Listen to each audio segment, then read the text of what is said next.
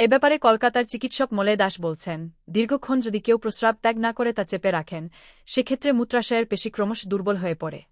১. মূত্রনালী এবং থলির সংক্রমণ। দীর্ঘক্ষণ প্রস্রাব চেপে রাখলে মূত্রনালী এবং মূত্রথলিতে সংক্রমণ হওয়া অস্বাভাবিক নয়।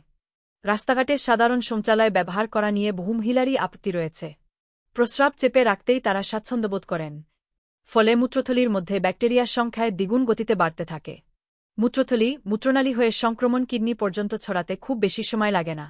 ২. মূত্রথলির পেশি শিথিল হয়ে পড়ে। মূত্রাশয় অনেকটা বেলুনের মতো। সেখানে মূত্র জমতে শুরু করলে তা আকারে বড় হয়ে ফুলতে শুরু করে। মূত্রত্যাগ করলে সেটি আবার সংকুচিত হয়ে যায়। ক্রমাগত প্রস্রাব আটকে রাখলে মূত্রাশয় এমন পর্যায়ে পৌঁছয় যে তা আর স্বাভাবিক আকারে ফিরতে পারে না। সহজভাবে বললে পেশির সংকোচন এবং প্রসারণ ক্ষমতা নষ্ট হয়ে যায়। ফলে প্রস্রাব ধরে রাখতে সমস্যা হয়। হাঁচি, কাশি বা ঝাঁকুনির কারণে মূত্রাশয়ে চাপ পড়লে প্রস্রাব বেরিয়ে আসতে পারে। ৩. কিডনিতে পাথর জমতে পারে। দীর্ঘক্ষণ প্রস্রাব চেপে রাখলে কিডনিতে পাথর জমতে পারে। দীর্ঘক্ষণ মূত্রত্যাগ না করলে মূত্রের মাধ্যমে শরীর থেকে বর্জ্য পদার্থগুলি বেরিয়ে যেতে পারে না, দেহের ভিতরেই জমতে শুরু করে। কিডনির ভিতরে বর্জ্য পদার্থ জমে কঠিন হয়ে যায়। কিডনিতে পাথর তৈরি হলে তা থেকে ব্যথা, সংক্রমণ কিংবা রক্তপাতের মতো গুরুতর সমস্যা শুরু হয়।